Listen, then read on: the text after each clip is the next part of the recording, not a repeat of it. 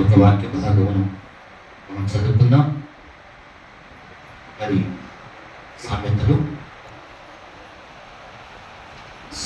గ్రంథము 2వ అధ్యాయము 6-7 వచనాలను మనం చదువుకుందాం. సామెతల గ్రంథము 2వ అధ్యాయము 6-7 వచనాలను మనం చదువుకుందాం. యెహోవాయే జ్ఞానమిచ్చువాడు, తెలివియు వివేచనయు ఆయన నోటి నుండి వచ్చును. దేవుని నామానికి మహిమ కలుగును గాక. హల్లెలూయా, హల్లెలూయా. చూడండి, పరిశుద్ధ లేఖనము, దేవుని పరిశుద్ధ లేఖనం ఏమని సెలవిస్తుందంటే యెహోవాయే జ్ఞానం ఇచ్చేవాడు.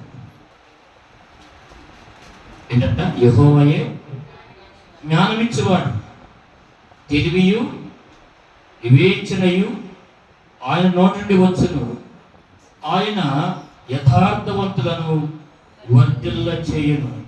యుక్త మార్గము తప్పక నడుచుకుని వారికి ఆయన కేడముగా ఉన్నాడు. దేవుని నామానికి మహిమ కలుగునుగా. ఆయన యథార్థవంతులను వర్ధిల్ల చేయును. ఎవరు వర్ధిల్ల చేస్తాడంట? యథార్థముగా నడుచుకుని వారిని. యథార్థవంతులు అంటే ఎలా ఉంటారు? నిజాయితీగా నడుచుకుంటారు. యథార్థత అంటే నిజాయితీ, కపటం లేకుండా నడుచుకోవడమే. కపటం లేని వారే యథార్థవంతులు. ఇంకా సత్య మార్గంలో నడవడం. యథార్థత అంటే సత్య మార్గంలో నడవడం. అదొకటి కూడా దేవుని బిడ్డలారా. యథార్థవంతులు అంటే నిజాయితీగా ఉండటం, కపటం లేకపోవడం, సత్య మార్గంలో నడవడం, మంచి ప్రవర్తన సూచిస్తుంది. యథార్థత అంటే మంచి ప్రవర్తనను సూచిస్తుంది. ఈ రోజున ప్రియ దేవుని బిడ్డలారా, ఈ చదువుకున్నటువంటి లేఖను మనం చూస్తే ఆయన యథార్థవంతులను వర్ధల చేయును, యుక్త మార్గము తప్పక నడుచుకున్న వారికి ఆయన కేడముగా ఉన్నాడు. మంచి మార్గము. ఈ లోకంలో మంచి మార్గం ఏదైనా లేదు. అది ఏ మార్గం అంటే దేవుని మార్గం. దేవుని మార్గం నడవటమే మంచి మార్గం. కనుక మంచి మార్గం నడవమంటాడు. అక్కడ ఏమంటాడంటే, అక్కడ మంచి మార్గమును తప్పక నడుచుకున్న వారికి ఆయన ఎలా ఉన్నాడంట? కేడముగా ఉన్నాడు. అన్ని విషయాల్లో ఆయన ఆదుకున్న వాడిగా ఉన్నాడు. దేవుని నామానికి మహిమ కలుగునుగా. హల్లెలూయా. నేను గుర్తుపెట్టుకోవాలి, యథార్థవంతులు అంటే ఏంటంట? నిజాయితీగా ఉండటం, కపటము లేకుండా నడుచుకోవడమే యథార్థత అంటే. కపటము లేకుండా నడుచుకోవడమే యథార్థత అంటే. కనుక ప్రియ దేవుని బిడ్డలారా, మంచి ప్రవర్తన సూచిస్తుంది. యథార్థత మంచి ప్రవర్తన, అందరికీ ఇష్టమైనటువంటి వ్యక్తిగా, అందరూ ప్రేమించే వ్యక్తిగా మంచి ప్రవర్తనను చూపిస్తుంది ఈ యథార్థత అంటే. కనుక దేవుని బిడ్డమైన మనము ఎలా ఉండాలో మరి కొన్ని మాటలు మీకు తెలియపరుస్తారు.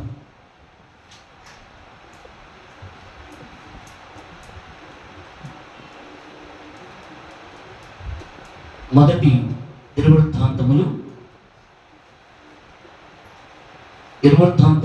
మొదటి గ్రంథము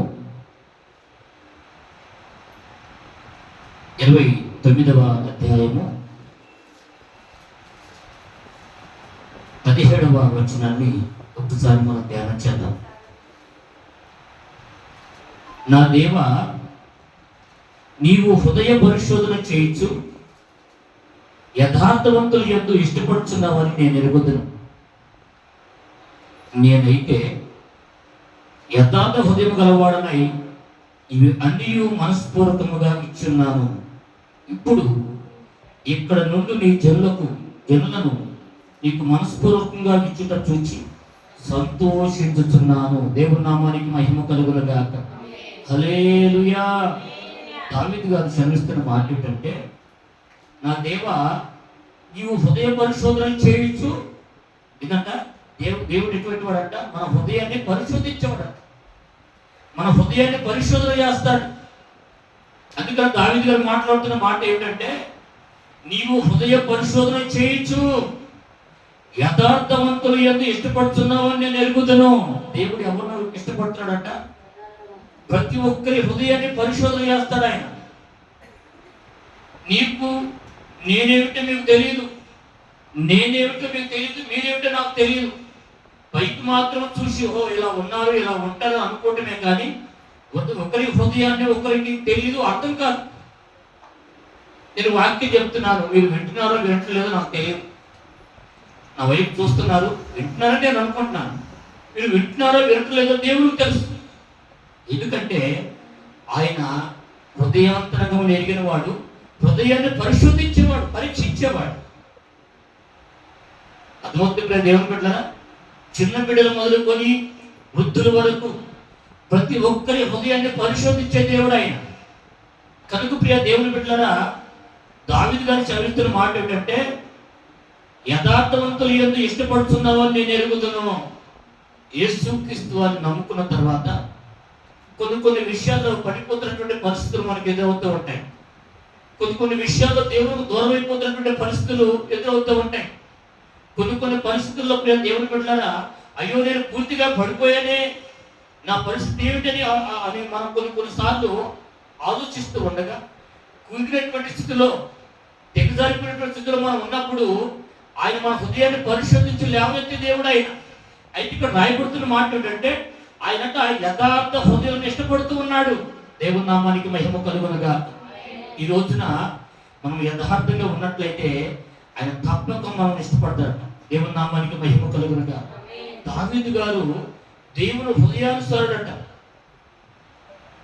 దేవుడు చెప్తున్నటువంటి మాట, దావీదు నా హృదయానుసారుడు అంటున్నాడు. అందుకే రాయబడుతున్న మాట ఏమిటి? రాయబడుతున్న మాట ఏమిటి తెలుసా? యథార్థ హృదయాన్ని ఇష్టపడుతున్నామని నేను ఎరుగుతున్నాను. దేవుడు ఎవరిని ఇష్టపడుతున్నాడో దావీదు గారు గుర్తించాడు. ఈరోజు మనకు అర్థమవుతుందా? దేవుడు ఎవరినో ఇష్టపడుతున్నాడు? యథార్థ హృదయాలనా, ఇష్టానుసారంగా జీవించే వారినా? యథార్థముగా నడుచుకునే వారికి, నిజాయితీగా నడుచుకునే వారిని, మంచి ప్రవర్తన గల వారిని, సత్యముగా నడుచుకునే వారిని దేవుడు ఇష్టపడుతున్నాడు. ఈ రోజున ప్రియ దేవుని బిడ్డలారా, క్రైస్తవులు అనబడుతుంటే మనలను దేవుడు ఇష్టపడుతున్నాడా? మనం ప్రశ్నించుకోవాలి. దేవుని వాక్యం నాకు వ్యతిరేకంగా వచ్చిందని చెప్పేసి బాధపడమంట. వ్యతిరేకంగా వచ్చిందంటే అక్కడ మనం దేవుని వాక్యానికి విరుద్ధంగా మన మనస్సు ఉన్నదని అర్థం. దేవునికి వ్యతిరేకంగా నడుచుకుంటున్నామని అర్థం. అందుకని ఇప్పుడు దేవుని బిడ్డలారా, నేనైతే ఇందాకేమన్నాడు? యథార్థవంతుల యందు ఇష్టపడుతున్నావని నేను ఎరుగుదును. నేనైతే దావీదు గారు తను ప్రత్యేకపరచుకున్నాడు. నేనైతే యథార్థ హృదయము గలవాడనై ఇవన్నీ మనస్పూర్వకంగా ఇచ్చున్నాను అంటున్నాడు. దేవుని నామానికి మహిమ కలుగునుగా. ఏంటంటే ఇవన్నీ కూడా మనస్పూర్వకంగా ఇచ్చున్నాడు. దేనికి ఇచ్చున్నాడు? ఏమి ఇచ్చున్నాడు అంటే, దేవుని మందిరానికి సమస్తము కూడా హృదయపూర్వకంగా ఇచ్చాడు. దేవుని నామానికి మహిమ కలుగునుగా. కామన్నది కొట్టాలిగా వేలిస్తానయ్యా, నన్ను 10,000 ఇచ్చి నెక్స్ట్ ఈసారి మొత్తం కలిసి వడ్డీతో సాధిస్తానంది. అసలు మందిరమే మానేసి. దేవుని నామానికి మహిమ కలుగునుగా. అర్థమవుతుందా? 29వ అధ్యాయం మనం మొదట్లో చూస్తే, దేవుడు కోరుకున్నటువంటి నా కుమారుడైన సొలొమోను ఇంకా లేత ప్రాయం గల వాడుడై ఉన్నాడు. కట్టబో ఆలయం మనుషునికి కాదు, దేవుడైన యెహోవాకే. కనుక ఈ పని బహు గొప్పది. నేను బహుగా ప్రయాసపడి నా దేవుని మందిరముకు కావలసిన బంగారు పనికి బంగారము, వెండి పనికి వెండిని, ఎత్తడి పనికి ఎత్తడివి, ఇనుపు పనికి ఇనుమును, ఎత్తైన వర్ణము గల వివిధ రాళ్లను, మిక్కిలి వెలగల నానా విధమైన రత్నములను, తెల్ల చలువురాయి విశేషముగా సంపాదించిందని. ఇవన్నీ కూడా దేవునికి ఇష్టపూర్వకంగా ఇచ్చాడట. దేవుని నామానికి మహిమ కలుగునుగా. ఈ రోజున దేవునికి ఏదైనా మనం ఇవ్వాలి అంటే 4 రకాలుగా ఆలోచిస్తున్నాం. దేవుని పనికి ఏదైనా ఇవ్వాలంటే, దేవుని మందిరానికి ఏదైనా ఇవ్వాలంటే చాలా రకాలుగా ఆలోచించి ఇవాళ వద్దని హృదయం మందు మనసులో తర్జమ పడుతూ ఉన్నాం. కుడి ఎడమలకు ఆలోచన చేస్తూ ఉన్నాం. ఈరోజు చిన్నదైనా పెద్దదైనా దేవుడు కూడా మనం పొందుకోలేదు. చిన్నదైనా పెద్దదైనా ఏదైనా సరే దేవుడు కూడా నీకేది కూడా రాలేదు. దేవుడి నామానికి మహిమ కలుగునగా. కనుక దేవునికి ఇచ్చే విషయంలో ఎంత మాట దేవుడు మిమ్మల్ని ఆశీర్వదించునుగా. హల్లెలూయా. అందుకన్నా నేనైతే యథార్థ హృదయం గలవాడనై ఇవి అన్నీ మనస్పూర్వకముగా ఇచ్చి ఉన్నాను అంటున్నాడు. దేవుడి నామానికి మహిమ కలుగునగా. అందుకని దేవుడు దావీదును బహుగా ఆశీర్వదించాడు. మంచి మనసు, మాట విషయంలో, యథార్థ విషయంలో, మంచి ప్రవర్తన విషయంలో దేవుడు పెట్టారా యథార్థంగా నడుచుకున్నాడు దావీదు. దేవుని నామానికి మహిమ కలుగునుగా. హల్లెలూయా, హల్లెలూయా. కనుక దేవునికి ఇచ్చే విషయంలో కానీ, దేవుని సన్నిధికి వచ్చే విషయంలో కానీ, మాట విషయంలో కానీ, మంచి ప్రవర్తన విషయంలో కానీ నువ్వు ఎలా ఉండాలంట? తప్పిపో. వీళ్ళు నిజంగా దేవుని పెట్టలే, వీళ్ళు నిజమైన క్రైస్తవులే. ఆ సంఘం చాలా మంచిది. ఆ సంఘంలో వారు అందరూ కూడా యథార్థంగా ఉంటారు. మాట విషయంలో తగ్గిపోని వారని దేవుని బిడ్డల విషయంలో, క్రైస్తవుల విషయంలో లోకులు అనేక సాక్ష్యం చెప్పుకునే విధంగానే ఉండాలి. అలా ఉంటున్నామా? దేవుని నామానికి మహిమ కలుగునుగా. హల్లెలూయా. నిన్న అదే గత దినముల క్రితము ఈ మాట విన్నాను. ఒక ఆమె అంటుంది, సహోదరి నువ్వేమన్నానుకో చర్చికి వెళ్ళేవాళ్ళంటే నాకు పడదయ్యా, అదే నాకు అర్థమాట.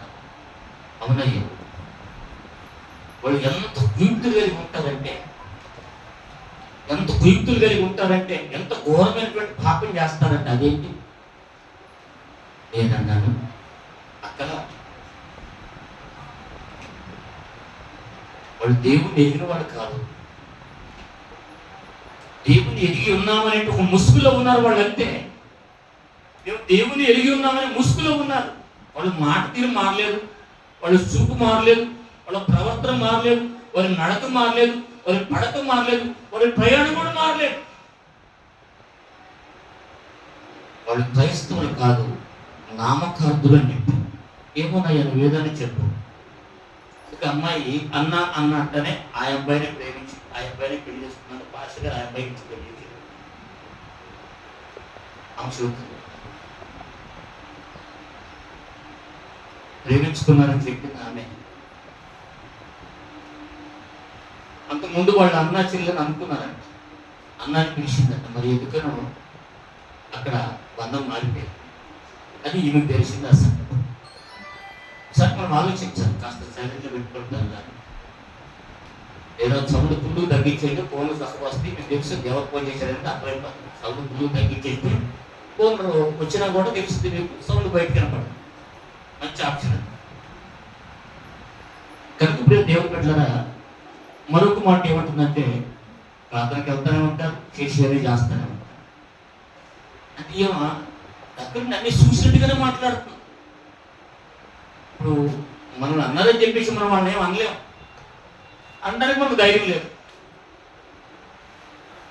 అనగలం, కాకపోతే ఏంటంటే మనలో కాస్త అటువంటి పరిస్థితులు ఉన్నాయి. కాబట్టి ఏం చేద్దాం, వాళ్ళని వెనకేసుకు రావాల్సిన పరిస్థితి. ఇప్పుడు వెనకేసుకు రాగలుగుతాం. రానటువంటి దినాల్లో, రాకడ దినాల్లో వారిని వెనకేసుకు రావడానికి అవకాశాలు లేవు. దేవుని నామానికి మహిమ కలుగునుగా. ఏమోలే, వాళ్ళ దగ్గర సిద్ధులు నూనె లేదు కదా, మనం కొద్దిగా పోస్తే ఏమైంది అని అనుకున్నారా? వెనకేసుకొచ్చారాన్ని లేదే. మీకు మాకు ఇది సాలనే సాలదు కనుక మీరు అమ్మేవాడి దగ్గరికి తెచ్చుకొని పోయి. కుమారుడు రాని వచ్చాడు అంట, తలుపు తెరవబడింది. లోపలికి వెళ్ళారు. వచ్చి తలుపు కొడుతున్నారు. అయ్యా, రేపు మన పరిస్థితి కూడా అలాగే ఉంటుంది. ఒకసారి ఆలోచించారు. దేవుని నామానికి మహిమ కలుగునుగా. హల్లెలూయా, హల్లెలూయా. చదవండి 101వ కీర్తన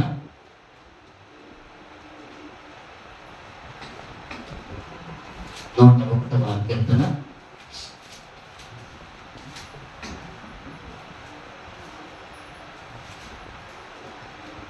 2వ వచనం చదువుతున్నాం.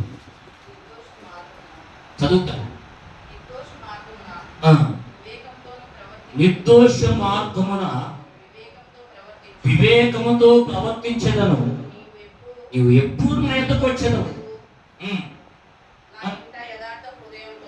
నా ఇంట యథార్థ హృదయంతో నడుచుకుందును. నా కన్నుల ఎదుట నేను ఏ దుష్కార్యము ఉంచుకొనను. దావీదు మహారాజు గారు దేవునితో మాట్లాడుతున్నాడు, దేవునికి ప్రార్థన చేస్తున్నాడు. చూడండి ఇప్పుడు దేవుని బిడ్డలారా, నిర్దోష మార్గమున వివేకముతో ప్రవర్తించదు. ఎలా ఉండాలంట అమ్మా? ఎలా ఉండాలంట? వివేకం ఉండాలి. ఏముండాలి? వివేకం అంటే గ్రహింపు. గ్రహింపు ఎక్కడ ఎలా ఉండాలి, తల్లిదండ్రుల దగ్గర ఎలా ఉండాలి, దేవుని సన్నిధిలో ఎలా ఉండాలి, దేవుల్లో ఉన్నప్పుడు ఎలా ఉండాలి, దేవునితో ఉన్నప్పుడు ఎలా ఉండాలి, లోకంలో ఎలా ఉండాలి, మనం చదువుకున్న చోట ఎలా ఉండాలి, ఫ్రెండ్స్తో ఉన్నప్పుడు ఎలా ఉండాలి, ప్రతిదీ కూడా గ్రహించుకునేది వివేకం అంటే.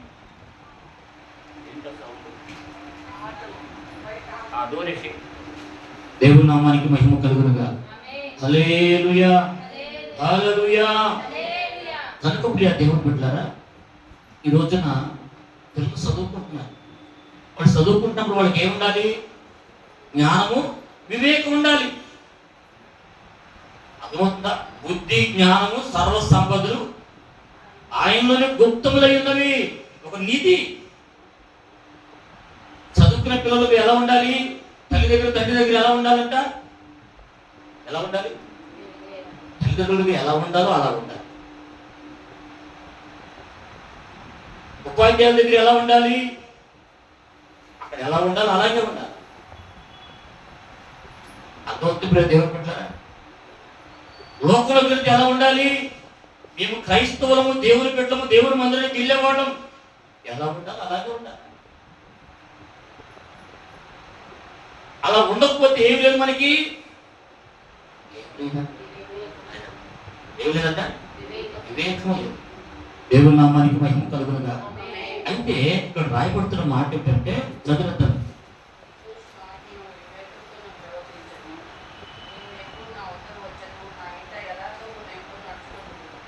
దేవుని అంటే అడుగుతున్నాడు, నువ్వు ఎప్పుడు నా ఎందుకు వచ్చావు? నువ్వు నా దగ్గరికి ఎప్పుడు వస్తావు? ఏమంటాడంట? నా ఎంట యథార్థ హృదయంతో నడుచుకుందును. నా కనులు ఎదుట ఏ దుష్కార్యము ఉంచుకొను. భక్తి మార్గము తొలుగు వారి క్రియలు నాకు అసహ్యములు, అవి నాకు అంటనీయను. దేవుని నామానికి మహిమ కలుగును గాక. హల్లెలూయా. ఇంతమంది కూడా అలాగే ఉంటాడంట. బయట కూడా అలా. కొంతమంది ఏం చేస్తారంట, బయటకు వచ్చి మాత్రం చాలా చక్కగా ప్రవర్తిస్తారు, మంచి వారిగా ప్రవర్తిస్తారు. ఏమ్మా, అవునా కదా? ఆయన ఏమంటాడు? నేను నా ఇంట ఉన్నప్పుడు నేను ఏమంటాడ? యథార్థ హృదయంతో నడుచుకుందును. నా కళ్ళు ఎదుటి ఏ దుష్కార్యం కూడా ఉంచుకోను. అంటే ఈ షడువు కూడా చూడ, ఈ షడువు కూడా చూచుకోడు. దేవుని నామానికి మహిమ కలుగునుగా.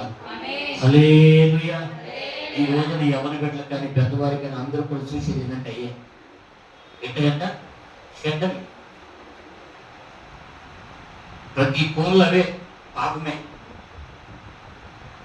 ప్రతి ఏ ఫోన్ చూసినా అదే పని. ఫోన్ ఆన్ చేస్తే వచ్చేదండి. ఈరోజు పెద్దవాళ్ళు పిల్లలకు ఫోన్లు ఇచ్చేసి, పిల్లలు ఎంతమంది తింటే అంతమంది ఫోన్ ఒక్కొక్క ఫోన్ ఇచ్చేసి ఎంజాయ్ వదిలిపెట్టేసారు పిల్లలు. దేవుని నామానికి మహిమ కలుగునుగా. హల్లెలూయా, హల్లెలూయా. కనుక ప్రియ దేవుని బిడ్డలారా, రాయబడుతున్న మాట ఏంటంటే, నా ఎంత యథార్థ హృదయంతో నడుచుకుందును. ఇంట్లో ఒక రకంగా, బయటలో ఒక రకంగా కాదు ఆయన. ఏమ్మా, ఈ రోజున క్రైస్తవులు అనబడిన వారు ఇంట్లో ఒక రకంగా, బయట ఒక రకంగా. కానీ దావీదు గారు అలాంటిలా, నా ఇంట్లో ఉన్నప్పుడు ఎలా ఉంటాను, బయటలో దొరికి ఎట్లా ఉంటాను. వాక్యాన్ని గ్రహించండి, వాక్యాన్ని గ్రహించండి.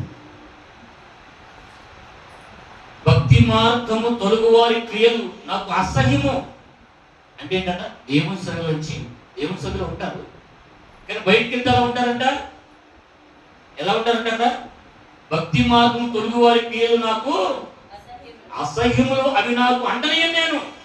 ఎందుకని మన దాకా దేవుని సన్నిధిలో ఉన్నారు, ఈరోజు ఇష్టానుసారంగా జీవిస్తున్నారు. దేవుని నామానికి మహిమ కలుగునుగా. హల్లెలూయా, హల్లెలూయా. కనుక నిర్దోష మార్గంలో వివేకంతో ప్రవర్తించిందని ధైర్యంగా చెప్తున్నాడు ఆయన. మరి మనం ఎలా ఉన్నాం చెప్పగలం? మనం కూడా అలాగా ఏమో మేరు గారు, ప్రభు గారు, పెద్దవాళ్ళిద్దరు ఒకసారి కూర్చున్నారు. చెప్పగలం మనం? చెప్పాలా? చెప్పగలం, చెప్పలేమయ్యంటే చెప్పలేనప్పుడు దేవుని నమ్మడం ఎందుకు? నమ్మకుండా ఉండొచ్చుగా. చెప్పగలనయ్యా, నేను ఎవరిని దూషించట్లేదు, ఎవరిని అవమానపరచలేదు, ఎవరిని హేళన చేయట్లేదు, ఎవరిని దూషించట్లేదు. నేను నా కళ్ళ ముందు ఏ దుష్కార్యం కూడా నేను ఉంచుకోను అని మీరు చెప్పాలి. వృద్ధులు, పెద్దవారు మీరే ఒక నేను లేదులా నేను నడుచుకోలేవంటే ఇక మీ ముందు ఇంకా ఎవరు నేర్చుకుంటారు? మీరు మాదిరి ఎవరికి మాదిరి? నామానికి మహిమ కలుగునుగా. హల్లెలూయా, హల్లెలూయా. ఇవన్నీ మనకు మాదిరి వచ్చిపోయారు భక్తులు, ఇవన్నీ మనకు మాదిరి వచ్చిపోయారు. ఎందుకంటే మనం కూడా అలాగే ఉంటే మన బిడ్డలకు మనం కూడా ఇలా మాదిరిగా ఉంటామని, కనపడిన తరాలకు కూడా మనం మాదిరి కనపరచాలని ఇక్కడ రాయబడుతున్న మాటలు. దేవుని నామానికి మహిమ కలుగునుగా. హల్లెలూయా. 78వ కీర్తన 72వ వచనం. 78వ కీర్తన 72వ వచనం, చివరి వచనం అది. అతడు యథార్థ హృదయుడై వారిని పాలించెను, కార్యములు యందు నేర్పరి అయి వారిని నడిపించెను. దేవుని నామానికి మహిమ కలుగునుగా. ఎలా ఉన్నాడు దావీదు గారు? యథార్థ హృదయుడై వారిని పరిపాలించాడు, రాజ్యాన్ని, ప్రజలు. అయితే ఇక్కడ కార్యములు యందు ఎలా ఉన్నట్ట, నేర్పరి అయి వారిని నడిపించాడట. కార్యములు యందు ప్రతి విషయంలో కూడా దేవుణ్ణి అడిగేవాడు. ప్రతిదీ కూడా దేవుని అడిగి దేవుని దగ్గర మాట తీసుకుని వెళ్ళేవాడు. దేవుని నామానికి మహిమ కలుగునుగా. హల్లెలూయా. కార్యములు యందు నేర్పరి అయి ఉన్నాడట. మరి ఈరోజు మనం ఎలా ఉన్నాం? దేవుడు మన పట్ల ఏ కార్యాలు జరిగిస్తున్నాడు? నీ కుటుంబ పక్షంలో దేవుడు ఏ కార్యాన్ని జరిగించాడు? నీ ప్రార్థన బట్టి, నీకున్నటువంటి పరిశుద్ధులను బట్టి, నీ ప్రార్థన జీవితాన్ని బట్టి, నీ భక్తి జీవితాన్ని బట్టి, ఇదిగో నా బిడ్డ పట్ల, నా కుమారుడు పట్ల, నా కుమార్తె పట్ల, లేదా తల్లిదండ్రుల పట్ల ఈ కార్యం జరిగించాడు దేవుడు. నా ప్రార్థన వాళ్ళని చెప్పగలుగుతావా? అంటే ఏంటంటే మనం నేర్చుకోవాలా, నేర్పడతాను మనలో లేదు. ఏంటంటే పోయిన పొడుగు ఏంటంటే మన సహవాసం ఎవరితోనంట, లోకంతో. మన సహవాసం ఎవరితంట, పనులతో. విస్తారమైన పనులు పెట్టుకుంటాం, విస్తారమైన పనులు పెట్టుకుంటాం. మరి కార్యాలు జరుగుతుంది అదవుతున్నా. గంటలో ఒక గంట అనుకుందాం, 30 గంట మొత్తం మన పనికి ఉపయోగిస్తాం. 1/2 గంట మాత్రం దేవునికి ఇస్తాం. ఆ 1/2 గంటలో కూడా మనకి సగం సమయాన్ని దొంగిలిస్తాం. ఆ 1/2 గంటలో కూడా సగం సమయాన్ని దొంగిలిస్తాం.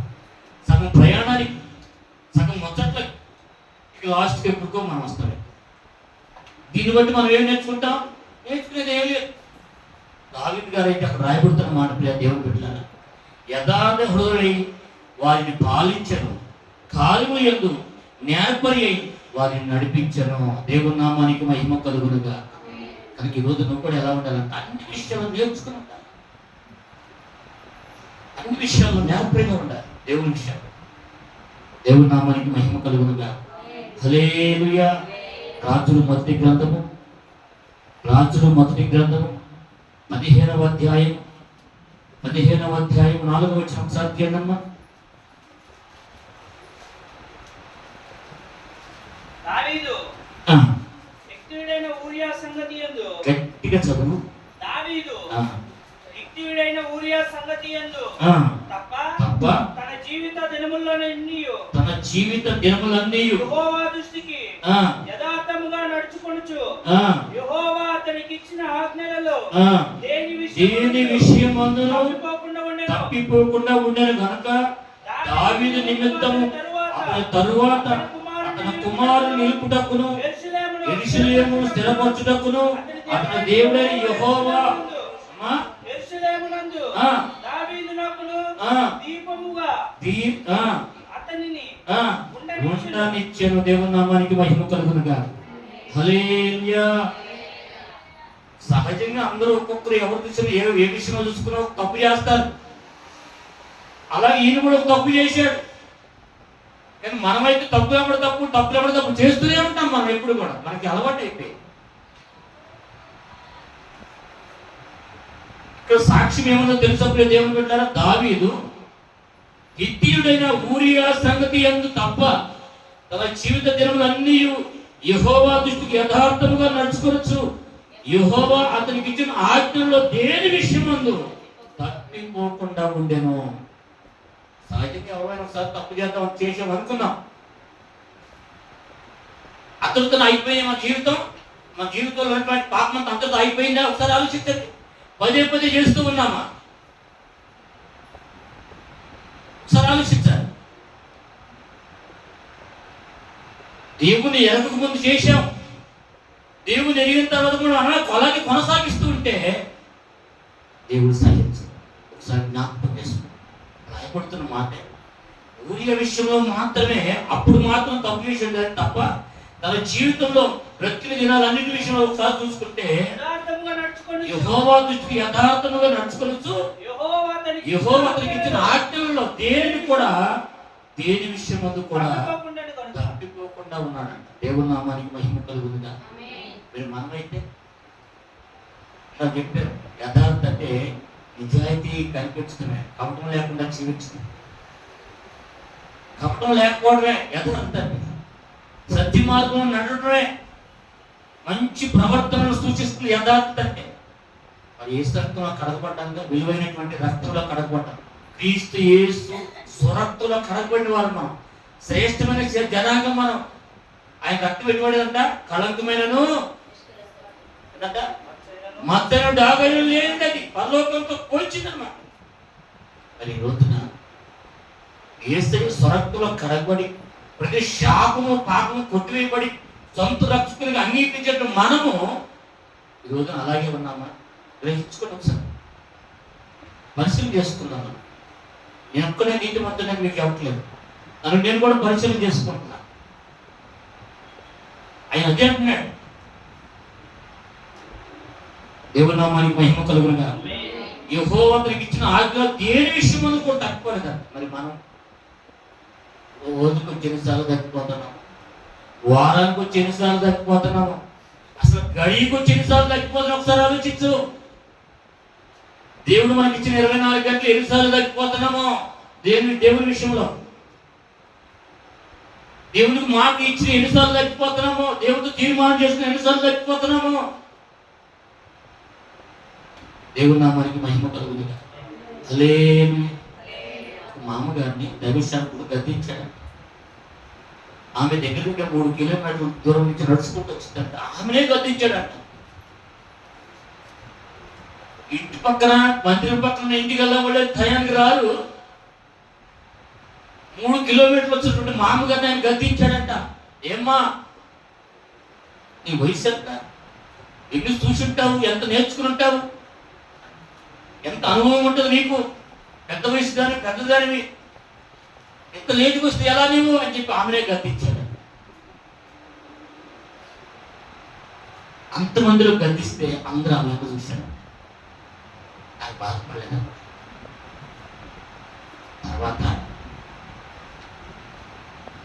పాస్టర్ గారి దగ్గరకు వచ్చి, అయ్యా నీకు తెలియని ఏముందయ్యా, 3 కిలోమీటర్ల నుంచి నడుచుకుంటూ వస్తాను, ఎవరు మనం బడ్డీ పిచ్చుకోదయ్యా, వస్తుందని అని చెప్పి ఆయన అన్నాడంటే, అమ్మా ఇక్కడ ఉన్న వారు అందరిలో చిన్న మాటకే తగ్గిపోతారు, చిన్న మాటకే వాళ్ళ మనసులో బాధ పెట్టుకుంటారు. నువ్వు నా తల్లివి, ఏదైనా నువ్వు సహిస్తావని ఈ మాట అన్నది సంగతి నాకు తెలియదా అన్నాడు. దేవుని నామానికి మహిమ కలుగునుగా. అంటే చాలా మంది ఎలా ఉన్నారంటే సీటుకి మాటికి తగ్గిపోయేవారిగా ఉన్నారు, తొలగిపోయేవారిగా ఉన్నారు, వారి మనసులో బాధ పెట్టుకునే వారిగా ఉన్నారు, చీటికి మాటికి అలిగేవారిగా ఉన్నారంట సంఘంలో. మనం కూడా అలాగే ఉన్నాం, తగ్గిపోయేవారు. గ్రహించుకోండి, దేవుని సేవకు నుంచి ఒక మాట వస్తుందంటే దేవుని సేవకుల మాట కాదు అది, దేవునికి ఆజ్ఞది, దేవుని వాక్ అది, ఆయన కట్టడలు, ఆయన విధులు, న్యాయ విధులు అవన్నీ కూడా వాటి అన్నింటిని ప్రకారం మనం నడుచుకుంటే మనకంటే ధైర్యం ఒకళ్ళు లేవు. దేవుని నామానికి మహిమ కలుగునుగా. హల్లెలూయా హల్లెలూయా. కనుక ప్రియ దేవుని బిడ్డలారా, దావీదు హిత్తీయుడైన ఊరియా విషయంలో అది కూడా ఎట్లాగంటే ఒక మోహించి పాపంలోకి వెళ్ళిపోయాడు. ఆ పాపాన్ని కూడా మర్చిపోయాడు ఆయన. ఆ పాపాన్ని కూడా మర్చిపోయాడు. ఊయని చంపించాడు, పాపాన్ని మర్చిపోయాడు. తర్వాత నాతోన ప్రవక్త ద్వారా హెచ్చరింపబడ్డాడు. అయ్యవాడు ఎవడు? మరణానికి పాత్రుడు. నువ్వేనయ్యా, అంత పాపినయ్యా నేను, అంత పాపం చేశాను నేను.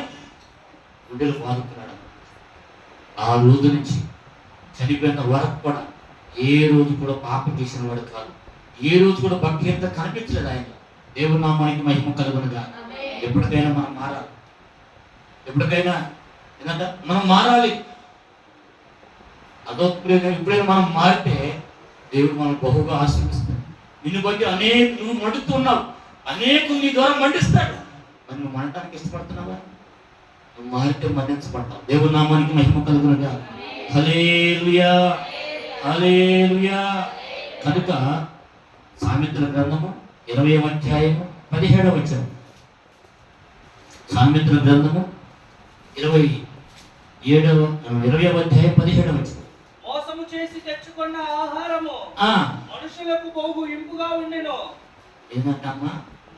మోసము చేసి తెచ్చుకున్న ఆహారము మనుషులకు బహు ఇంపుగా ఉండెను. పిమ్మట వాని నోరు మంటితో నింపబడును, ఉద్దేశములు ఆలోచన చేత స్థిరపరచబడును. వివేకము గల నాయకుడవై ఉండుము, యుద్ధము చేయుము. దేవుని నామానికి మహిమ కలుగునుగా. హల్లెలూయా. మోసం చేసి తెచ్చుకున్న ఆహారం మనుషుల కంటే ఇంపుగా ఉంటుంది. ఈ రోజున మోసం అనేది మనుషులు చాలా, ప్రతి విషయంలో మోసమే మోసమే మోసం. ప్రతి విషయంలో కూడా మాట కూడా మోసపు మాటలే. దేవుని నామానికి మహిమ కలుగునుగా. అదొకటి దేవుడు పెట్టారా? ఒకవేళ ఆ మోసం నీకు ఇంపుగా ఉండొచ్చేమో, కానీ ఏమంటుంది? ఏమైందంట? వారి నోరు మంటిలో, వారి నోరు మంటితో నింపబడిందంట. అంటే మట్టితో నింపబడతాం అంటే చెప్పమ్మా, నోట్లో మట్టి ఎప్పుడు వేస్తారమ్మా? చెప్పరేనమ్మా. మరి అది చెప్పరే, ఆ మాట చెప్పరేనంట. అందరూ తెలుసు కదా, ఎప్పుడు మనిషి మట్టి వేస్తాం అది అప్పుడే. అందుకే రాయబడుతున్న మాట ఏంటంటే, ఎవరైతే మోసం చేసి తెచ్చుకున్న ఆహారం ఏం చేస్తారంట? ఇంపుగా ఉంటుందో దానికి ఇష్టపడతారు. మోసం చేయడానికి ఇష్టపడతారు. మోసం చేసి బ్రతకడానికి, మోసం చేసి తినడానికి, మోసం చేసి కొనడానికి, మోసం చేసి అలంకరించుకోవడానికి, మోసం అనుభవించడానికి. తొలికి ఏమైందంటే బెమ్మట ఎక్కడైనా మనం మాకుకోవాలి. ఒకవేళ అనుకోకుండా దొరుకుతున్నాయేమో అలాంటివి. దేవుని నామానికి మహిమ కలుగునుగా. హల్లెలూయా హల్లెలూయా. దేవుని సన్నిధికి వెళ్తున్న నమ్మకస్తులను పని అమ్మాయి ఇంట్లో నా ముఖంలో ఉన్నాను, నమ్మకపడను. ఏదైనా చక్కగా బ్యాన్లో ఉన్నాను, నాకేం బ్యాన్ లేకపోతే. దేవుని యందు భయభక్తులు కలిగినటువంటి నిజాయితీ పరులకు ఒక పని అమ్మాయి ఉందట. అనేక సంవత్సరాలకి పనిచేస్తా ఉంది, మంచి పేరు కాచి. క్రోధుల దేవుని బిడ్డలరా, ఇంటి తడలు అప్పగించి యజమానుడు ఊరు వెళ్ళిపోయారు. మా సువార్తమ్మ అలాంటి పేర్లను పెట్టారు. మరియమ్మ, కుమారమ్మ, ఎస్తేరమ్మ, రూతమ్మ, ఇలాంటి పేర్లు కదా మనవాళ్ళు పెట్టినది. ఆ పేరుతో పిలిచి ఊరు వెళ్తున్నాము, మరి బుక్ చేసుకున్నాము, నీకు ముందు చెప్పలేకపోయాం, బయటికి వెళ్ళాలా, బుక్ చేసేసాం, అది మార్చుకుంటా కుదరదు కనుక మేము వెళ్తున్నాం, వారం దాకా రాము, వీళ్ళు చూసుకొని జాగ్రత్త. అర్థవంతంగా దేవుని పట్ల చాలా మంచి భక్తులు, నిజాయితీ కలిగింది. మళ్ళా వారు వచ్చేసరికి ఇంట్లో ఏమీ లేదు, పని అమ్మాయి కూడా లేదు, ఇంట్లో ఏమీ లేదు, పని అమ్మాయి కూడా లేదు. వచ్చారు, చూశారు, మంచాలు కనపడతాయి, దుప్పట్లు కనపడుతున్నాయి, మంచాల మీద వేసినాయి, అరమరలో ఏమీ లేదు, బంగారం లేదు, డబ్బు లేదు. అర్థమవుతుందమ్మా? మన సామాన్లు కూడా అక్కడే ఉంది సంగతి. అమ్మగారి బట్టలు, అయ్యగారి బట్టలు, వెండి బంగారం నగలు మొత్తం, డబ్బు మొత్తం వెళ్ళిపోయి ఎత్తేసేసి గుడ్లు పదుకుంటూ పోలీస్ స్టేషన్కి వెళ్ళారు. అయ్యా పలానా చర్చికి వెళ్ళిందంట. అయ్యా ఏంటంట? ఇంటికి వచ్చింది ఎక్కడికంట? చర్చి కాడికి వచ్చారు వాళ్ళు. ఏ భాష గారు ఎవరంటే పలానా భాష గారు, మా సంఘంలో అలాంటి వాళ్ళు ఎవరు, దేవుని నామానికి మహిమ కలుగునుగా. పలానా పేరయ్యా, పలానా సంఘం అంటే మాస్టర్ గారి పేరు కూడా పలానా సంఘం చదువుకున్నాను. అవునా? సరాసరి వచ్చాడు పోలీసులు. ఏమయ్యా పలానా అమ్మాయి ఇల్లు ఎక్కడ, నీకు తెలుసా, మీ చర్చికి వచ్చిందంటే కంటే అవునండి. వాళ్ళు ఇక్కడ లేదే, ఇప్పుడు వాడు వెళ్ళిపోయి వాడు వారం అవుతుంది, మీకు తెలియదా, మీకు చెప్పలేదా? ఆయన మీద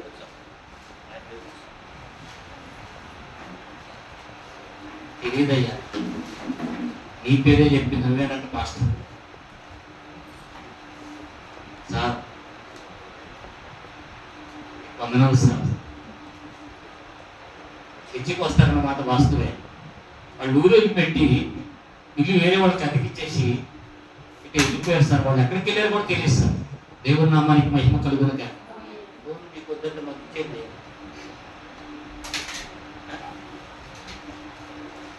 హల్లెలూయా, హల్లెలూయా. వెతికి వెతికి వెతికి వెతికి 3 నెలల పాటు వెతికితే అక్కయ్యంట డ్రెస్ వేసుకుని చున్నీ చుట్టుకొని మకంగా కనపడిపోకుండా కళ్ళతోటి పెట్టుకుని ఒక వీధిలో నడుచుకుంటే అంత బ్యాగ్ దగ్గర ఇచ్చుకొని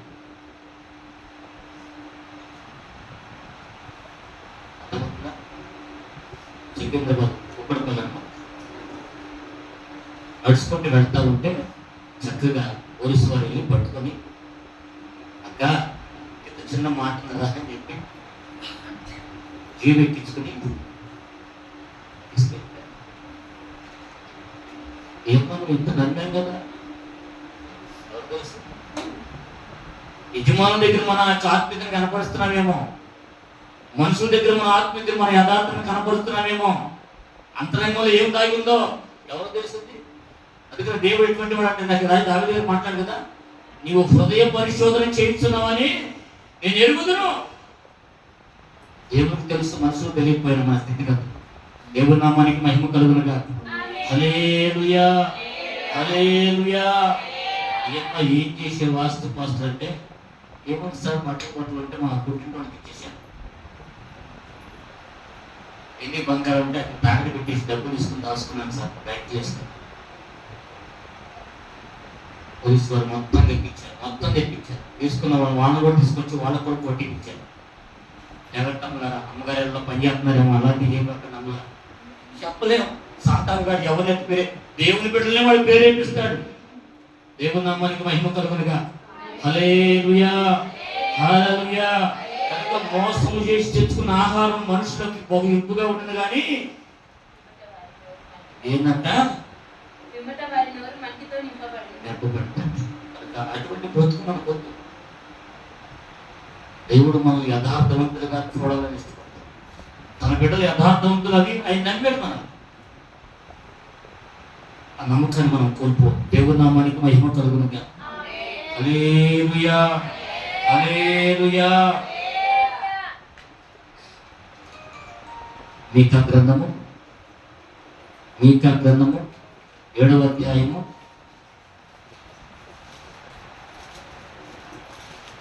7వ అధ్యాయము 2వ వచనం చదువుకుందాం. భక్తుడు దేశంలో లేకపోయేను, జనులలో యథార్థపరుడు ఒక్కడునూ లేడు. అందరూ ప్రాణహాని చేయుటకై పొంచి ఉండువారే. ప్రతి మనుషుడు కిరాతుడై తన సహోదరుని కొరకు వలల ఒగ్గును రెండు చేతులతో కీడు చేయి పూనుకొందురు.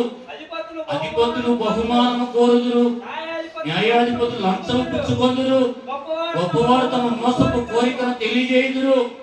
అలాగను వారు ఏకముగా నుండి దాన్ని ముగింతురు. దేవుని నామానికి మహిమ కలుగునుగా.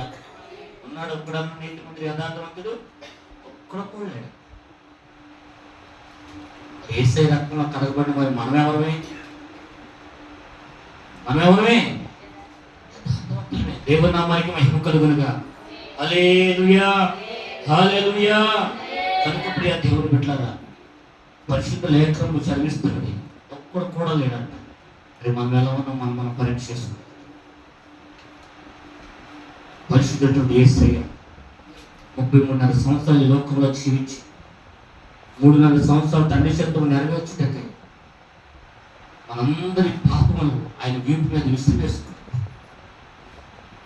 ఆ పాపములకి మనలో లేవు, కడగబడ్డాయి. కనుక మనం యథార్థవంతులమే. దేవుని నామానికి మహిమ కలుగునుగా. హల్లెలూయా, హల్లెలూయా. చదవండి 2వ దినవృత్తాంతములు 16వ అధ్యాయము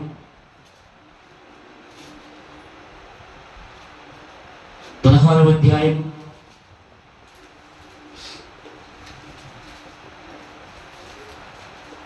9వ వచనం. తన ఎడల యథార్థ హృదయము గల వారిని బలపరచుటకై యెహోవా కనుదృష్టి లోకమందంతటా సంచారం చేయుచున్నది. దేవుని నామానికి మహిమ కలుగునుగా. ఏంటమ్మా, దేవుని ఎడలంట యథార్థ హృదయం గల వారిని బలపరచడానికంట యెహోవా కనుదృష్టి అప్పుడే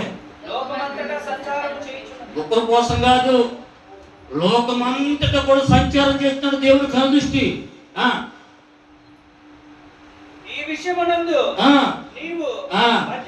మతి తప్పి ప్రవర్తించవు కనుక ఇది మొదలుకొని నీకు యుద్ధములే కలుగును. మా జాగ్రత్తగా తల్లారా, ఎందుకు మాట్లాడుతున్నారు?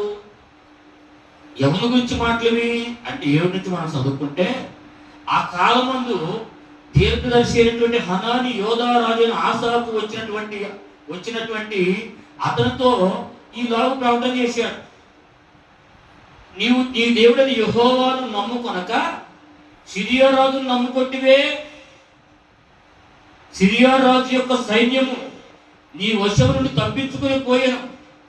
బహు విస్తారమైన రథములను గుర్రపు రౌతులను గల కూషీలను లూబీవులను గొప్ప దండై వచ్చింది కదా.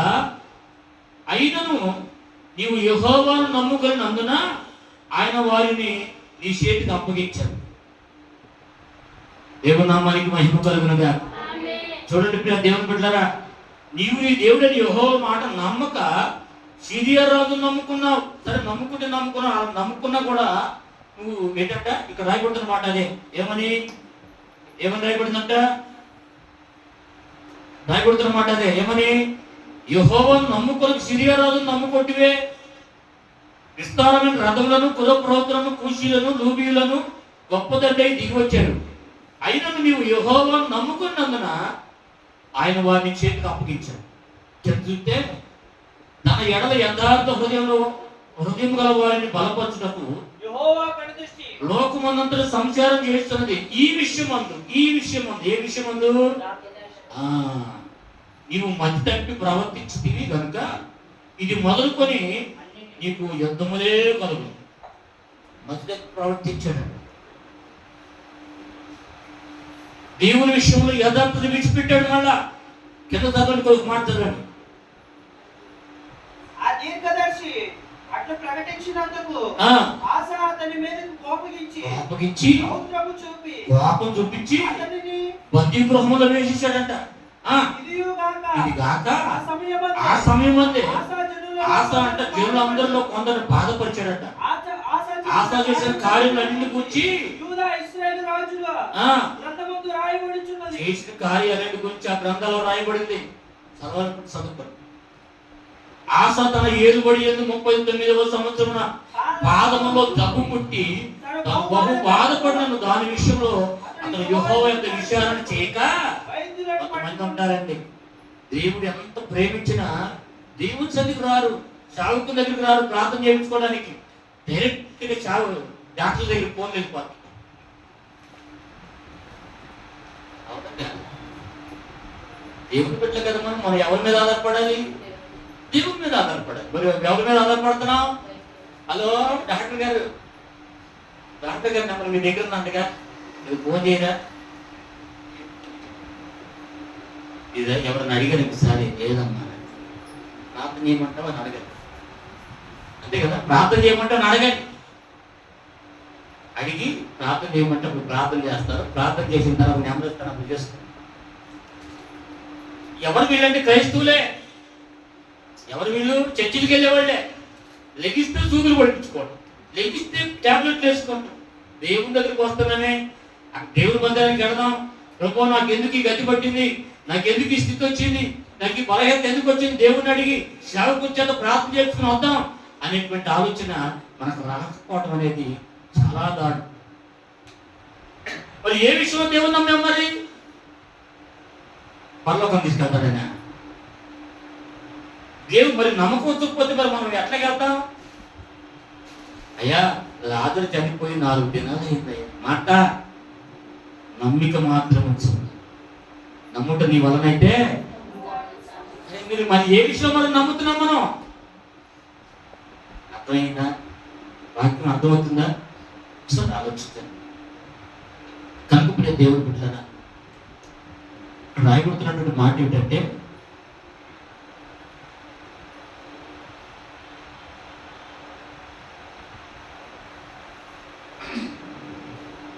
ఎందుకు మాట్లాడబోతున్నా, అతని మీద కోపగించి రౌద్రమును చూపి. ఎందుకంటే అంత ఎందుకంటే అంటే ఆయన అధికారం ఉంది కాబట్టి. మా అధికారం అంటే ఏమైందంట, కిందకెళ్తే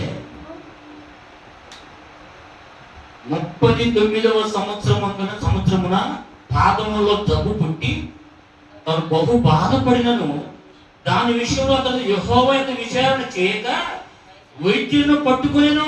అమ్మ జాగ్రత్తగా తల్లులారా, క్రీస్తు యేసు స్వరక్తంలో కడగబడి ప్రభుత్వంలో చేయి వేస్తూ కూడా ఇంకాను మందుల మీద డాక్టర్ల మీదకి వెళ్ళి పదే ఒకసారి అంటే తప్పదనుకుందాం. ప్రాణాపాయ పరిస్థితి వస్తుంది. బ్రతుకుండి దేవుణ్ణి ఆరాధించడం మంచిది కదా. అర్థమవుతుందా? యెహోవా యొక్క విచారణ చేయలేదంట. పాదములో దగ్గు పుడితే ఎన్ని కార్యాలు చేసి ఉంటాడు దేవుడు మన పట్ల, ఎన్ని అద్భుతాలు జరిగించి ఉంటాడు, ఎన్ని భయంకరమైనటువంటి అపాయకరమైన పరిస్థితులను తప్పించి ఉంటాడు మనల్ని. కానీ దేవుని దగ్గర ప్రార్థన చేసుకోవడానికి రాము. ఎక్కడికి వెళ్తామంటే సరాసరి డాక్టర్ దగ్గరికి వెళ్ళి అక్కడ 5 ఏళ్ళు 10 ఏళ్ళు వదిలించుకున్న తర్వాత హాస్పిటల్లో ఉన్నాక పలానా వాళ్ళు హాస్పిటల్లో ఉన్నారంటే అయ్యా మళ్ళీ ఎలా కుదిరే మందిరానికి రారంట. పాస్టర్ గారికి మళ్ళీ ఏంటంటే కానుకలు ఉంటాం. పాస్టర్ గారికి మళ్ళీ గుర్తు ఉండదు. అందుకని పాస్టర్ గారు సబ్జెక్ట్గా వెళ్తాడు అక్కడికి. అర్థమవుతుందమ్మా? మరి దేవుని దేనికి నమ్ముకున్నావు? డబ్బంతా వేయిపచ్చింది, డబ్బంతా వేయిపచ్చింది. తిరిగిన హాస్పిటల్ లేదు, ఎలాన వైద్యులు లేడు, వాడని మంత్రాలు లేవు, వాడని పసరలు లేవు. 12 సంవత్సరాలు చేస్తున్న పని అదే. ఏం చేసిందంట? ఆ నోట ఏసయ్య వచ్చాడంట మన ఊరికి. ఏసయ్య వచ్చాడంట, అనేక అద్భుతాలు జరిగించాడంట, చచ్చిపోయిన లాజరు లేపాడంట. చెవిటి మోకవాడికి నత్తివాడికి మాటలు ఇచ్చాడంట, వినికిడి శక్తిని ఇచ్చాడంట, పక్షవాయు కలిగిన వాడు లేచి నడిచారంట, కుష్టివాడి బాగుపడ్డారంట. అయితే ఆయన వస్త్రం ఇచ్చమని కూడా తెలుసా? అదోపు దేవుడు తెలుసుకుంది. యేసయ్య ఎలా ఉంటాడు? యేసయ్య?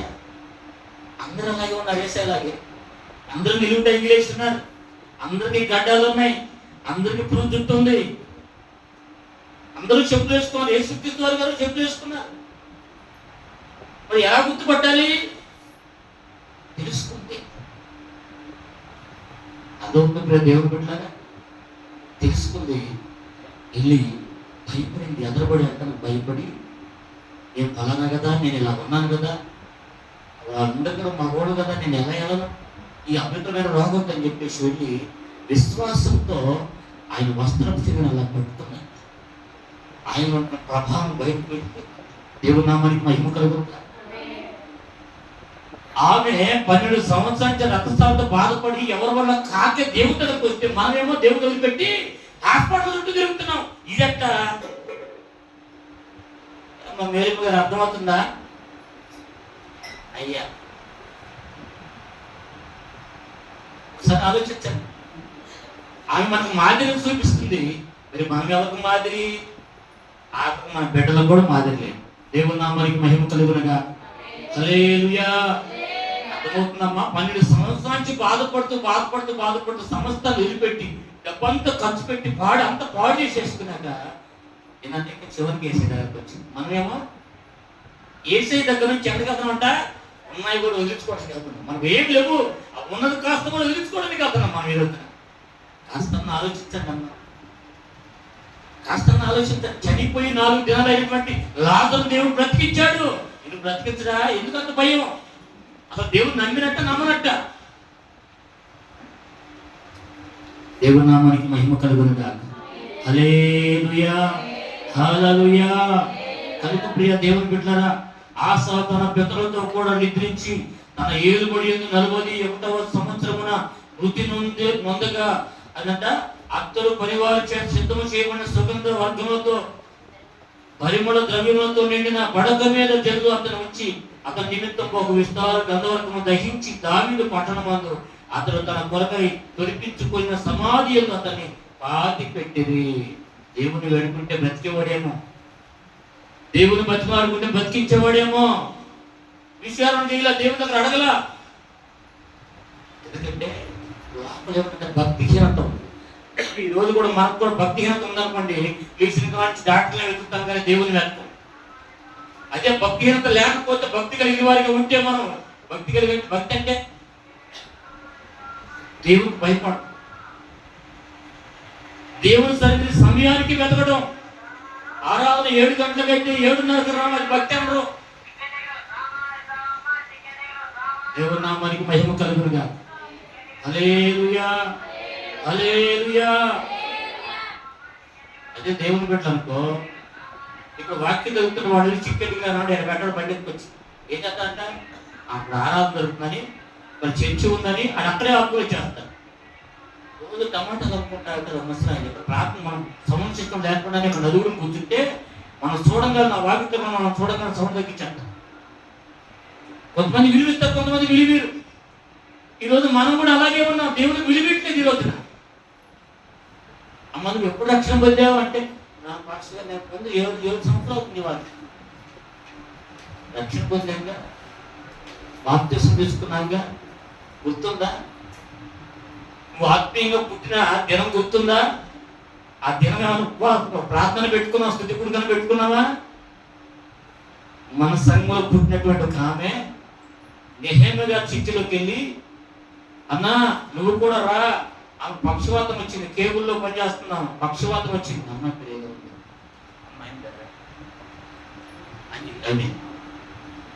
అమ్మాయి అమ్మాయికి మహిమని పేరు పెట్టినట్టున్నారు.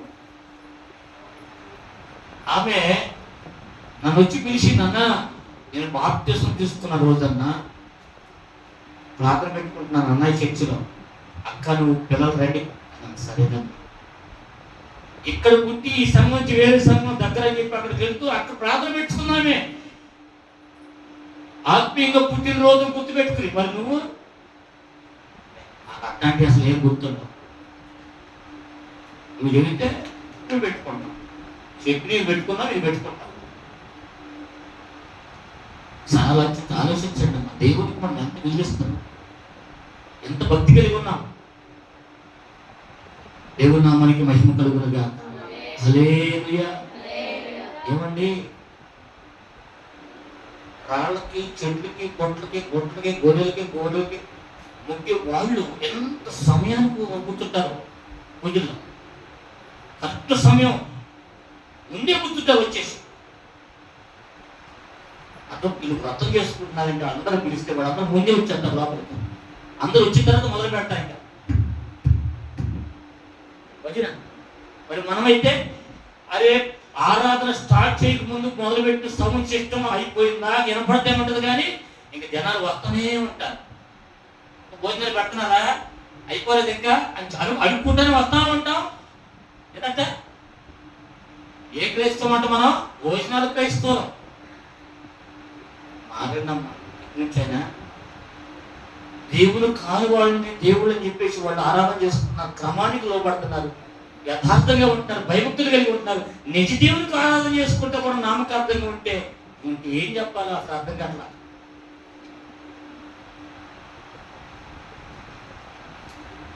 ఉపసించి ప్రార్థన చేశారు, కూర్చొని ప్రార్థన చేసి కలిపెట్టి ప్రార్థన చేయాలి. మీతో దేవుడు మాట్లాడకపోతే నన్ను అడగండి. అర్థమవుతుందా? వాళ్ళని తీసుకొచ్చి అదే కూర్చొని పెట్టి పూజలు చేయమన్నాడు. ఎవరికి ముందు దర్శనం వచ్చేదో చూద్దాం. ఏలేదా చేయలేదు, అట్లా అవకాశం ఇచ్చాడుగా చేయలేదా? మరి అంత గొప్ప దేవుడు మన దేవుడు, ఆకాశం అగ్ని కురిపించిన దేవుడు. 450 మంది ప్రవక్తలందరూ కూడా, బయలు ప్రవక్తలందరూ కూడా తిరిగారు మళ్ళీ యెహోవా దేవుడు అని చెప్పి. మరి అటువంటిది మనం ఎందుకమ్మా మరి ఎంత దారుణంగా ఆలోచిస్తున్నాం? కానీ భయం లేక, భయం లేని భక్తి మనది. ఏముందిలే ఏమనంటే వేరే చర్చికి వెళ్ళొచ్చు, కనుగొన్న చర్చికి ఏమైనా కరువా, పాక్షలకి ఏమైనా కరువా, ఇది ఆలోచిస్తున్న మనుషులకి. ఎందుకంటే భక్తి లేకపోవటం, చీటికి మాటికి బాధపడటం, అలగటం, వెళ్ళిపోవడం. అక్కడ అన్న మాట ఏమిటి, వచ్చిన మాట ఏమిటి, ఎవరి గురించి వచ్చింది, దేనికి వచ్చింది, సందర్భం ఏమిటి, ఏం గుర్తుండవు జనాలకి. వాక్యం పొడుచుకుంటున్నాయి. ఎక్కడ పొడుచుకుంటుంది వాక్యం? నువ్వు మారాలని వస్తున్నది. దేవుడు నీతో సూటిగా మాట్లాడుతున్నప్పుడు మార్చుకోలేనప్పుడు నువ్వు రక్షణ పొందడం ఎందుకు? తీసుకెళ్ళి నరకన పడిన తప్ప ఇంకేమీ కదా. ఇవన్నీ ఎప్పుడు గుర్తొస్తుంది తెలుసా? ఎప్పుడు గుర్తొస్తుంది తెలుసా? మంచంలో పడేసినాక మంచిని పడిచ్చే దిక్కు లేనప్పుడు గుర్తొస్తాయి ఇవన్నీ.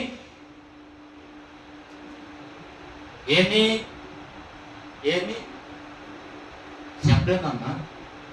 ఇవన్నీ వయసులో ఉండగా పొంగుతుంది చూడండి, పొంగు. ఆ పొంగు అంతా ఎప్పుడు గుర్తొస్తుందంటే మంచంలో పడిపోయిన తర్వాత పెట్టే దిక్కు లేక, మంచిని కూడా ఇచ్చే దిక్కు లేనప్పుడు అప్పుడు గుర్తొస్తాయి. అప్పుడు ఇలా చేశాను నేను, అందుకే దేవుడు నాకు ఈ శిక్ష చేశాడని అప్పుడు గుర్తొస్తాయి మనకి. అప్పుడు దాకా సేవకులు ఎన్నిసార్లు గద్దించినా బాధ కలుగుతుంది, అలుగుతారు, తొలగిపోతారు, తొట్టిలుతారు. పాస్ గారు అంటాను, ఈ మధ్య పాస్ గారు అంట చెప్పించడం ఎక్కువ అయిపోయింది. నేను చెప్పించడం అందుకని చాలా మంది భద్రమైపోయారు, పాడైపోయారు. ఏం చెప్పింది కాదు, మా చెల్లి ప్రార్థన చేసిందంటే దెబ్బకు పడిపోవాల్సిందంతే. తర్వాత చెప్తా, పడిపోయిన గురించి కూడా తర్వాత చెప్తా. దెబ్బకు మోకాళ్ళు వంగాల్సిందే. ఆ చెల్లి ప్రార్థన చేసిందంటే రేపు వాళ్ళు ఆమె చేత ప్రార్థన చేపిస్తారు. ఎవరైతే ఇద్దరు తిరుగుతారు పక్కన. దేవుని నామానికి మహిమ కలుగునుగా. హల్లెలూయా. పాస్టర్ గారు చేపిస్తాడమ్మా. పాస్టర్ గారు ఇప్పుడు పాస్టర్ చేపిస్తే జరిగే ఏమైనా ఉన్నాయా? అలా జరగకే ఈ రకంగా నటిస్తుంది. దేవుని నామానికి మహిమ కలుగునుగా. హల్లెలూయా. 11వ కీర్తన 7వ వచనం. 11వ కీర్తన 7వ వచనం. త్వరగా టైం అయిపోయింది. 11వ కీర్తన 7వ వచనం చదువుతాను. యెహోవా నీతిమంతుడు,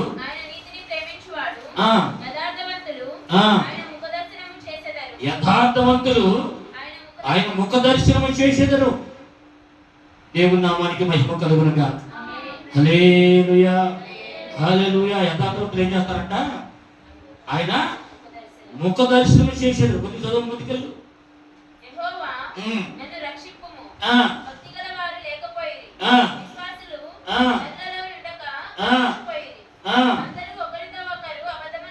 దేవుని నామానికి మహిమ కలుగునుగా. హల్లెలూయా. చూడండి ఇక్కడ, యెహోవా నీతిమంతులను పరిశీలించును, దుష్టులను బలాత్కారాసక్తులను ఆయనకు అసహ్యులు. దుష్టుల మీద ఆయన ఉరులు కురిపించును, అగ్నిగంధకములను వడగాలియు వారికి పానీయ భాగమగను. ఎట్లా? సొదొమ గొమొర్రా దేశంలో అక్కడ ఒక్కడు కూడా భక్తి పరుడు లేడు. అందుకని అబ్రహాం గారు ప్రార్థన చేస్తే ఎక్కడి నుంచి లెక్కించిందట, 50 మంది నుంచి 10 కాడకు వచ్చిందట. ఇంకొకసారి ధైర్యం చేస్తాను దేవుని అడగటం, కానీ మనసులో అనుకుంటా అడుగుతూ ఉన్నాడు, 10 మంది ఉన్నా రక్షించవా అయ్యా, రక్షిస్తాను. 10 మంది ఉన్నారా? ఏడున్నారు? 10 మంది ఉన్నారా? లేరు. ఆ 10 మంది కూడా లేరు అక్కడ. అందుకని రాయబడుతున్న మాట ఏంటంట, దుష్టుల మీద ఆయన ఉరులు కురిపించును, అగ్నిగంధకమును వడగాలి వారికి పానీయ భాగమగను. యెహోవా నీతిమంతుడు, ఆయన నీతిని ప్రేమించేవాడు, యథార్థవంతులు ఆయన ముఖ దర్శనము చేసేదరు. దేవుని నామానికి మహిమ కలుగును. దేవుని పట్ల యథార్థత కలిగి ఉన్నాడు. అందుకనే మోషే దేవుని చూసి కుడి పార్శ్వము చూసి, అయ్యా నేను చూడాలంటే మోషే దేవుని చూసిన నరుడు బ్రతుకు. అయినను అడిగారు కాబట్టి ఏంటంటే పక్కగా ఆ గోడ అంచున, కొండ అంచున వేటు సందులో కూడా చూడు, అప్పటికే ఆయన ముఖరూపం మారిపోయింది. ఆ వేడికి దేవుని నామానికి మహిమ కలుగునుగా. హల్లెలూయా. కనుక ఆయన ముఖ దర్శనం చేసేది ఎవరంటే యథార్థవంతులు. యేసుక్రీస్తు రక్తంలో కడగబడిన వారు యథార్థవంతులే. నిజంగా మనం దేవుని ముఖ దర్శనాన్ని చూడాలి. మనం ఆ కృప మనకి ఇచ్చాడు, ఆ ధన్యత మనకి ఇచ్చాడు, ఆ భాగ్యం మనకు అనుభవించాడు. కానీ ఈ రోజున మనం అలా లేమే. జ్ఞాపకం చేసుకోండి. దేవుని నామానికి మహిమ కలుగునుగా. 84వ కీర్తన 11వ వచ్చింది. 84వ కీర్తన 11వ వచ్చింది.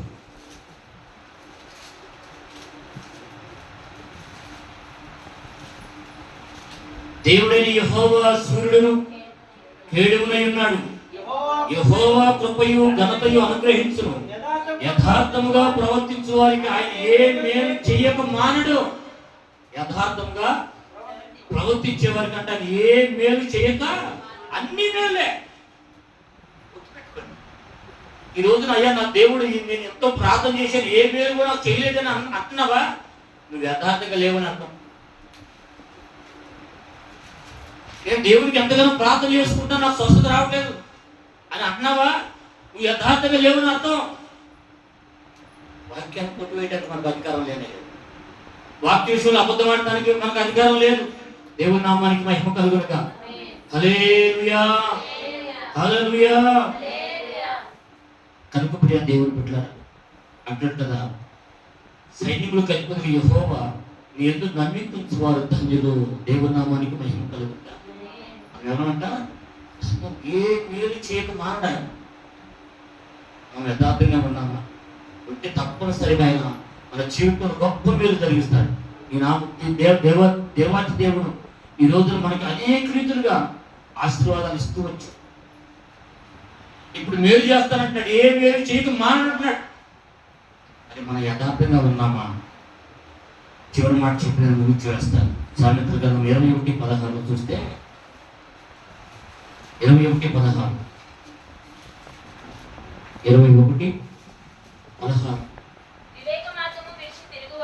వివేక మార్గము విడిచి తిరుగువాడు ప్రేతల గుంపులో కాపురముడును. దేవుని నామానికి మహిమ కలుగునుగా. దేవుని మార్గం ఎటువంటిదంట? వివేక మార్గం. మనకు గ్రహింపును కలగజేస్తుంది. ఎలా ఉన్నాము, ఎలా ఉండకూడదు, ఎలా ఉండాలి, ఎలా ఉంటే దేవుడు మనం దీవిస్తాడు, ఆశీర్వదిస్తాడు అని గ్రహించుకునేది వివేకం. అందుకే అక్కడ అంటున్నట్టు ఏమంటే, వివేక మార్గం విడిచి తిరుగువాడు ప్రేతల గుంపులో కాపురములను. సుఖభోగములందు వాంఛగల వానికి లేమి కలుగును. ద్రాక్షరసమును నూనెయు వాంఛించు వానికి ఐశ్వర్యము కలదు. నీతిమంతుల కొరకు భక్తియులు ప్రాయశ్చిత్తం మగుదురు. యథార్థవంతులకు ప్రతిగా విశ్వాసఘాతకులు కూలుదురు. దేవుడే మాట్లాడుతున్నమాట. యథార్థవంతులకు ప్రతిగా విశ్వాసఘాతులు ఏమవుతారట? కూలిపోతారు. కానీ యథార్థవంతులు మాత్రం కాపాడతాడు. దేవుని నామానికి మహిమ కలుగునుగా. కొద్ది మాట దేవుడు దీవించి మన హృదయంలో నాటి ఫలింప చేయునుగాక. ఆమేన్.